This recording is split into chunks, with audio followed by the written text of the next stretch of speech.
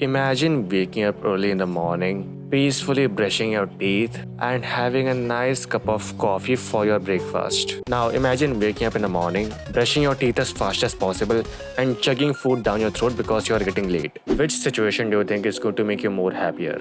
The first one or the second one? This concept in the language of mental health is called savouring. When you slow down what you're doing and try to do that thing more peacefully, you enjoy doing that thing. When you do something that is supposed to be boring, let's say walking for example, but when you slow down and try to pay attention to what you're doing, you notice all the plants, the people, the animals, the sky when walking, you start enjoying that thing more. And this applies to almost every single thing. Cooking food, for example, when you try to cook as fast as possible, you end up with some food which is kind of edible, but you don't enjoy cooking. But when you peacefully try to cook the food, you try to make the best dish you possibly can, you're being present in the current moment. Not only do you make some food that is more tasty, you also enjoy cooking. The best part is that you're being more present in the current moment, which is also a form of meditation. So, a lot of benefits that you get from meditation, you also get that from savoring things. Plus, you're being more happy, which is like a win win situation. The only thing that you're losing is time. Some of you might think that I'm a very busy person, I don't have time for this, which is absolutely not the case. If you have time for scrolling on Instagram, watching Netflix, or even watching this YouTube video, you do have time for slowing things down. It is not even that you are spending 5 hours to do something that is supposed to take 2 hours. For simple things like brushing your teeth, cooking some food, or walking, you maybe slow down by 5%, which is like a few minutes every single day. But the benefits you get, the happiness, the mental health benefits, it is totally worth it. The problem is that our brains at this point has this false sense of urgency. Even when you're not getting late, you have enough time for doing something, you still try to do that thing very fast because you have this false sense of urgency. And to overcome this false sense of urgency, deliberately slow down every single thing that you're doing. Even small things like opening doors, walking, eating food, slow down and try to feel every single thing that you're doing. The movement of your hands, your legs, just try to be more present in the current moment. Do this for a few days and you'll be at a pretty good spot. The second thing is supposed to be your environment.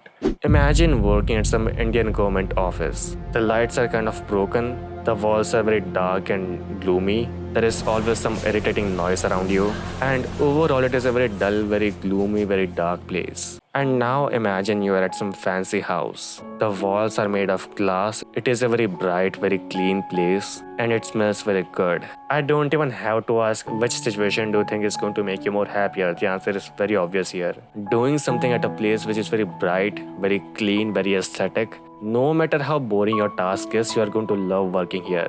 You can literally be sitting and doing nothing here, and that is going to be still more enjoyable compared to being at this dull, gloomy, dark place. The problem is money.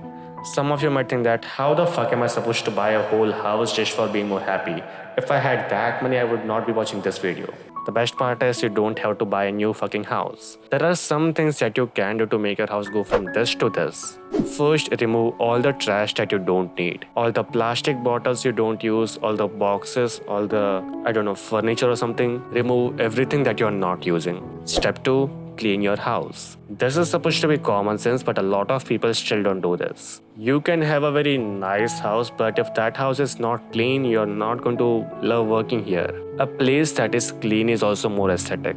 In fact, it is impossible to have a place which is aesthetic but is not clean, if that makes sense. An aesthetic place has to be clean, that is like a prerequisite, a condition. The third thing is moving your furniture so that your house looks more spacious and you're preferably sitting near a window because that is like the brightest place in your house. If there is too much sunlight coming from your window, then that can be a problem, but figure out some way to deal with that. You can use curtains or those special UV protective glasses. And the last thing that does cost some money is renovating your room. Paint all the walls with some bright color. If possible, use tiles, those marbles, and buy some cleaner furniture. If possible, also try to make a window or a balcony in your room.